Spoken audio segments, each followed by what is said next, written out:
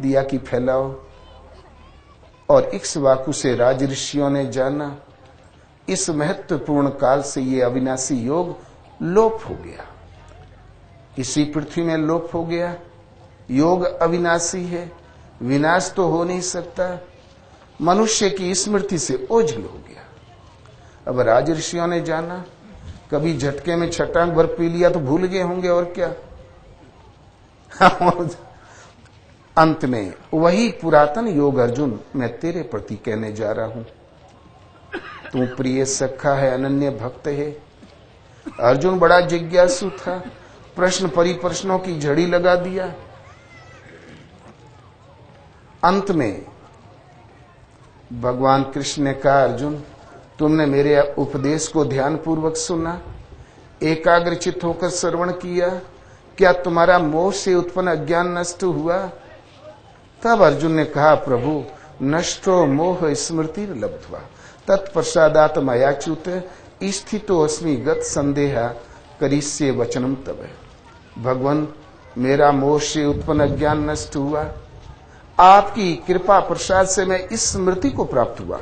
स्मृति लब्ध हुआ, जबान से ही तो बात कही थी, हाथ में तो कोई वस्तु दी नहीं थी, उसको हमें धारण करना है तो स्मृति में, याददाश्त में मैं आज इस स्मृति को प्राप्त हुआ। आदि मनु स्मृति गीता है, परमात्मा के श्रीमुख का सीधा प्रसारण गीता है। फिर कालांतर में चली और लुप्त हुई, भगवान कृष्ण के द्वारा अर्जुन ने पुनः प्राप्त किया तो बोले स्मृति लब्ध हुआ, मैं अब स्मृति को प्राप्त हुआ हूं, मेरा अज्ञान नष्ट हुआ, मैं युद्ध करूंगा। धनुष उठाया और लड़ गया, विजय भी पाया। एक विस्तृत धर्म साम्राज्य की स्थापना हुई, एक छत्र पूरे भारत, दुनिया का सम्राट युधिष्ठिर, एक धर्मशास्त्र गीता, परमात्मा के श्रीमुख की आदि वाणी। गीता आपका धर्मशास्त्र है, और गीता किसी व्यक्ति, किसी कबीले की वस्तु नहीं है। भगवान ने साफ कहा, अर्जुन दुर्लभ मानव तन को पाकर भजस्व माम, मेरा भजन कर। पशु को, कीट को नहीं, पक्षियों को नहीं, अनंत योनियों में एक दुर्लभ मानव तन, ऐसे दुर्लभ मानव तन को पाकर मेरा भजन कर। ये मानव संहिता है, यही मनु स्मृति है। बीच में एक बार लुप्त हुई तो भगवान कृष्ण के द्वारा पुनः अर्जुन को स्मृति प्राप्त हुई, पुनः लुप्त हुई, और फिर लौट के आज आवश्यकता पड़ गई तो पुनः प्रकट हो गई। गीता आपका धर्मशास्त्र है, आदि धर्मशास्त्र है। सच पूछो तो मनु की स्मृति यही है।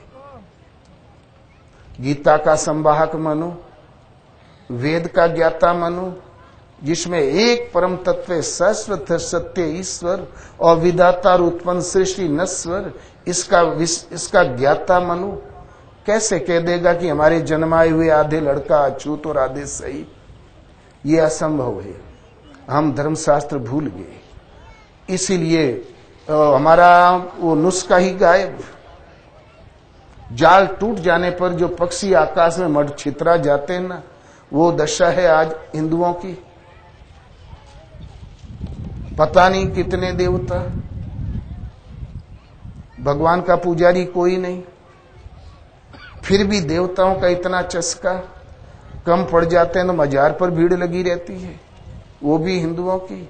वर्ल्ड को सर्वप्रथम धर्मशास्त्र देने वाला धर्म गुरु, संसार को धर्म की राह पे चला के शुरू की स्थिति, भगवान के अंक में स्थान दिलाने वाला भारत आज शास्त्र विहीन भटक रहा है। शास्त्र के नाम पर कृत्रिम शास्त्र प्रकाश में आए, उनका नाम है स्मृतियां।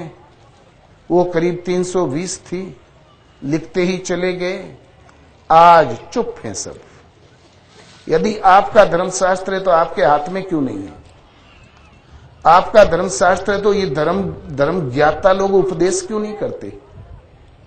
कैसा शास्त्र? 15 साल का लड़का कोई मुसलमान परिवार में जन्मा, कुरान कंठस्थ हाफिज हो जाता है। 15 साल का लड़का कोई ईसाई है, पूर्ण ज्ञाता बाइबिल कंठस्थ हो जाती है। और आपका धर्मशास्त्र आज 80 साल 70 साल की उम्र हो गई और आपने आंखों से नहीं देखा, कि है कहां पर, और कहते हो स्मृति हमारा धर्मशास्त्र है। धर्मशास्त्र वो होता है जो परम तत्व परमात्मा को धारण कराए, उनकी विधि जगाए, और उनको ये जीव जिसका विशुद्ध अंश से अपने अंशी परमात्मा का दर्शन, स्पर्श और स्थिति दिलाए, सदा रहने वाला जीवन और सदा रहने वाली शांति समृद्धि प्रदान कर दे। संपूर्ण शंकाओं के समाधान के लिए यथार्थ गीता की 3-4 आवृत्ति करनी पड़ेगी, फिर न संदेह है और न जीवन में कभी संदेह की संभावना रहेगी। आप पहले भी गुरु थे, आज भी गुरु हो। कल एक पत्रकार साहब ने और चैनल के मालिक ने कहा कि महाराज भारत की गरिमा खो क्यों गई? केवल शास्त्र की विस्मृति से खो गई और कोई कारण नहीं। शास्त्र एक ऐसा सूत्र है कि बच्चे बच्चे को एक सूत्र में बांध के एक पिता की संतान के रूप में खड़ा करता है। वो सूत्र खो गया। शास्त्र मिलते ही वही सम्मान, वही गरिमा प्राप्त कर लोगे